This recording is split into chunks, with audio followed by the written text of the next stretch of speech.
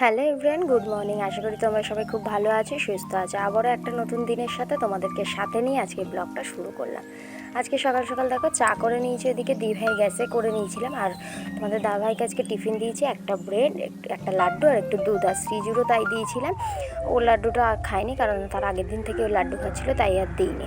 আর আজকে না তার দাদা যেহেতু আসবে কাজ থেকে, তাই একসাথেই এখানে রান্না হচ্ছিলো, তাই তাড়াতাড়ি করেই রান্না বসিয়ে দেওয়া হয়েছিল। তো আমি ওদিকে স্ত্রীজাকে খাওয়াচ্ছিলাম, তাই দিদিভাই এদিকে বসিয়ে দিয়েছিল।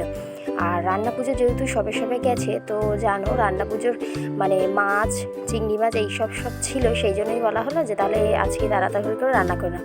মাছ সেরকমভাবে ছিল না, তবে যেহেতু 3.5 কেজির মতো একটা বড় কাতলা মাছ নিয়ে এসেছিলো, তো তার সেই মাছের আর কি তেলটা ছিল। তো যারা মাছের তেল খাও তারা তো জানো যে কত সুন্দর টেস্ট থাকে তার। তো সেটাই ভেবেছিলাম আজকে করব, তাই দিদিভাই এদিকে একটা তরকারি বসিয়েও নিয়েছে, আর আমি এদিকে বাটনা করে দিচ্ছিলাম। আর পুঁই শাক হয়েছে, জানো তো, মাছের মাথাটা ছিল, সেই মাছের মাথাটা দিয়ে পুঁই শাক হয়েছে, মাছের তেলটা হবে, আর বোধহয় ডাল করবে এরকম কিছু। আমি যেহেতু ঘরে ছিলাম তাই বুঝতে পারিনি, দিদিভাই বসিয়ে দিয়েছে। তো দুজন মিলে অনেকদিন পরে একসাথে রান্না এদিকে বসিয়ে দিয়েছি। আর দিদিভাই রান্নার জায়গাটা মানে উনুনের জায়গাটা একদম ভিজে মাটি বলে ওইখানে আর করা হয়নি, এইখানেই বসানো হয়েছে, যাতে সব জোগাড়টা একসাথে করে দিতে পারি, সুবিধা হবে। আর এই জায়গাটা অনেকটা বড়, সেই জন্য এখানেই করা হচ্ছে। আমি খাওয়াচ্ছিলাম বলে দিদিভাই এদিকে কাজটা একটু এগিয়েই রেখেছে, নইলে দাদা আবার আস্তে আস্তে দেরি হয়ে যাবে আমার ভরসায় বসে থাকলে, সেই জন্য। তারপর খাওয়ানো হয়ে যেত, আমি ঝটপট করে চলে এসে বাটনা বেটে দিয়েছি, মাছটাকে মানে মাছের তেলটা কেটে ঠিক করে ধুয়ে পরিষ্কার করে দিয়েছি। দিয়ে রান্না তো হচ্ছে, কি বলবো বলো। আর কি বলো তো, আরেকটা জিনিস জানো তো, এখন আমরা টিফিন করিনি, তো ভাবছিলাম যে পান্তা ছিল কিছু, সেইটা খেয়ে নেবো। তো সেটাই দিদিভাইয়ের আমি দুজন মিলেই খাবো, তবে রান্নাটা একটু না এগিয়ে ওই কাজটা করে উঠতে পারছি না।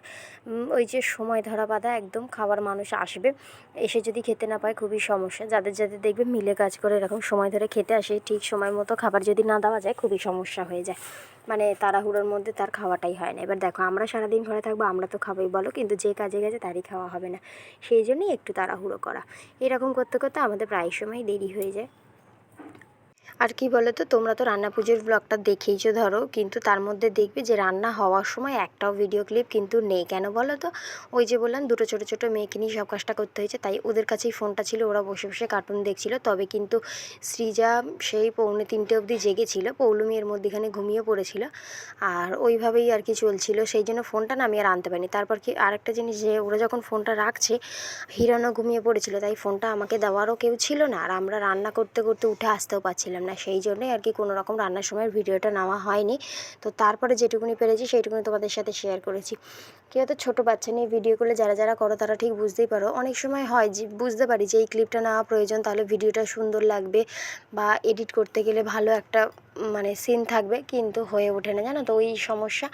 আর এখনের বাচ্চারা জানো তো, বাচ্চা মানেই এখন ফোন, বড্ড একটা বাজে অভ্যাসে দাঁড়িয়ে গেছে, যে অভ্যাসটা অবশ্য আমরাই করেছি দিয়ে দিয়ে, তবে এটাকে আমি চাই যে একটু সরিয়ে দিতে হবে, এটা না ছাড়াতে পারলে না স্কুল পড়া কিছুটাই হবে না। আর দেখো তোমাদের সাথে বকবক করতে করতে এদিকে দিদিভাই মাছের তেলটাও বসিয়ে দিয়েছে। দিদিভাই আগে কোনোদিন মাছের তেল এরকমভাবে করেনি, তাই দিদিভাই বলছিল একটু বলে দাও, তাই দেখো বলতে বলতে আমাদের কমপ্লিট হয়ে গেছে। আর দুপুরে জানো এই ভিডিওটুকুনির পরে তোমাদের সাথে আর কোনো ভিডিও শেয়ার করিনি, একটু রেস্ট নিয়েছিলাম, আমার শরীরটা খুব একটা ভালো নয়, তাই একটু ঘুমিয়েই পড়েছিলাম। বিকেলবেলা তোমাদের সাথে দেখাচ্ছি, দেখো এই যে মাটির হাঁড়িগুলো, আমি বলেছিলাম না আগের দিন ভিডিওতে বলেছিলাম যে একটা কিছু কিনে এনেছি তোমাদের দেখাবো, তো এই হচ্ছে মাটির চাটু, আর একটা ওই ছোটো মানে হাঁড়ি, ডিজেল হাঁড়ি।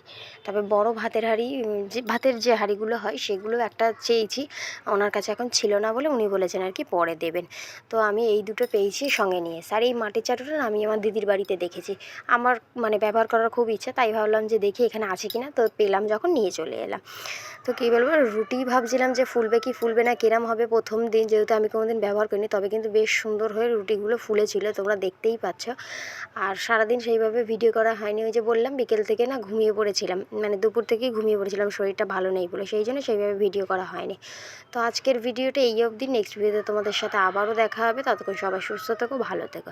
আর যারা যারা আমার চ্যানেলটাকে এখনও সাবস্ক্রাইব করোনি তারা চ্যানেলটাকে সাবস্ক্রাইব করে পাশে থেকো।